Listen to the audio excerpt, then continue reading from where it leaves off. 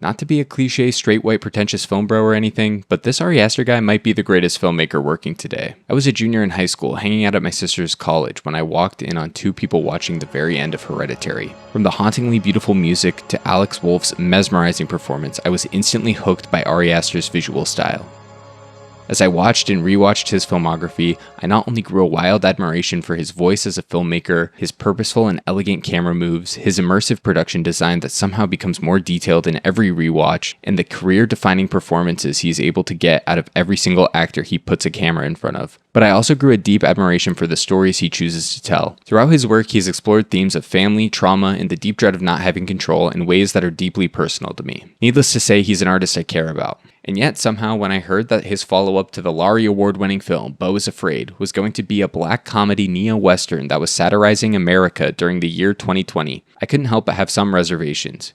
Here was a filmmaker who had spent the past decade redefining what horror could be, but I had no idea how Aster would fare diving into something as untrodden as a modern, socially relevant Western. But Ari has truly never led me wrong before, and with a cast including new collaborators like Emma Stone, Pedro Pascal, and Austin Butler, not to mention a release date that perfectly coincided with my birthday, I was gladly willing to see where Ari wanted to take me next. And after nearly 2.5 hours in Eddington, I can say that this movie left me completely dumbfounded. I had no words for what I had just watched walking out of the theater. This isn't anything new from an Ari Aster experience, but still, I enjoyed the movie a lot. I was incredibly entertained with the insane action set pieces and subversive and provocative humor. But what did any of that mean? What was up with those Antifa super soldiers? I was completely at a loss. Like I was given a giant puzzle, but with no direction as to how to piece the whole thing together. What really unlocked this movie for me was thinking about each character, movement, and entity in the film and their relationship to the concept of community. We're first introduced to Joe Cross watching YouTube tutorial videos explaining the best way to ask your partner if they want to start a family. When we meet said family, we see that everyone is fractured in their own little worlds.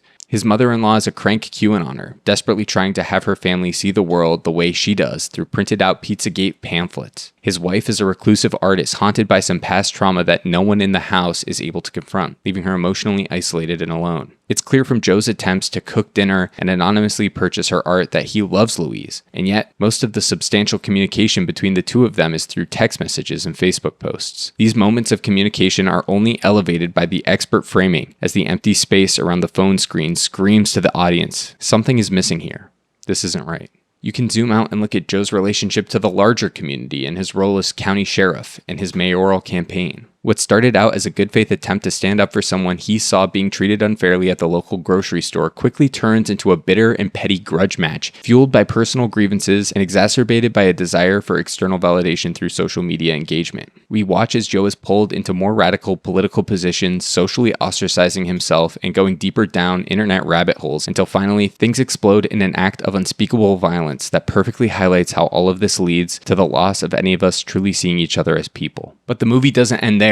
We stay with Joe as he enacts more violence and abuses the system he spent the whole movie defending to try and cover his tracks. The decision to leave us with this detestable character is a bold choice and one that I could see alienating many viewers, but for me, it perfectly captures one of the key missions of the film, which is to force us as an audience to try and empathize with these characters, as much as we're supposed to criticize them. In a media landscape filled with films that preach to the choir when it comes to modern political issues in an attempt to come off as important to Academy voters that are already in line with the filmmaker's political view, Eddington takes the bold stance of being truly provocative art that takes shots at everyone of virtually every political blend. This has unsurprisingly pissed a lot of people off and has garnered many bad faith readings of the film, but I can say that this film does a great job at holding a mirror to the viewer and making them question some of their preconceived biases and the principles that uphold their beliefs. These social critiques could easily feel mean-spirited, but just like with Joe, Aster writes every character from a place of deep empathy and dares us to try and see each of them as complex humans with flaws, as opposed to political analogs that perfectly represent the views of the left or right. The humanity of each character isn't just captured in the writing, but also through the perfect casting. Aster uses the power of the movie star here perfectly. Obviously, this is another vehicle for Joaquin Phoenix to show off his incredible range as a performer. Just when I think he's maybe a little too overhyped as an actor, he's somehow able to get completely lost in the role of Joe Cross to the point where I was constantly forgetting that I was watching an actor act. In contrast, Pedro Pascal and Austin Butler are utilized perfectly here, as their charismatic and overexposed reputation in the media precedes them and subtly helps the audience to understand their role in the film in a very creative and meta way. This is only made all the more interesting as things begin to fly off the rails and these preconceived personas begin to show their cracks.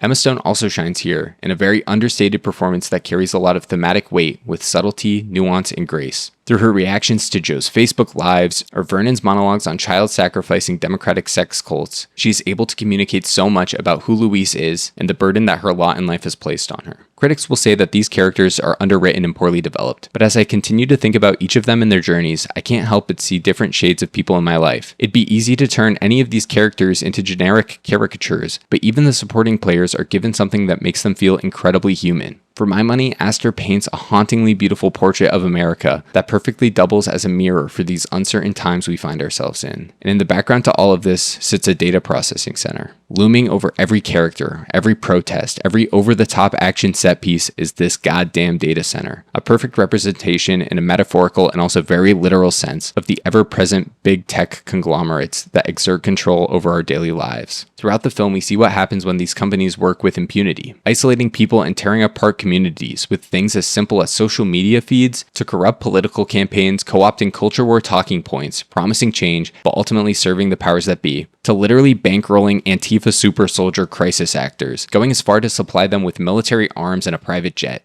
We watch in horror as one of the few characters who tries to fight the construction of the data center becomes paralyzed, left to watch as if through a screen the same company he was fighting against take over his campaign and enact their agenda. Politics, social justice, family, and community are all just tools for these powers beyond our control to enact their agendas. Antifa terrorists and poisoned mRNA vaccines are all just distractions from the real conspiracy right in front of everyone's face. The corporations must make a profit. It's a portrait of a world that is bleak, depressing, and somehow more relevant in 2025 than it was in 2020. The film gives us no real answers as to how we're supposed to combat this. It begs the audience to ask what the point even is. Maybe, if there's anything to take away, it's that we need to have empathy for each other. That behind every Twitter argument are two people with their own problems, and even if we disagree, we're all just trying to do what we think is right. Because that's what community is, isn't it? It's a family, okay? Because you can ruin a man's day, or you can do the right thing, and you can be kind, and you can free his heart. We need to free each other's hearts.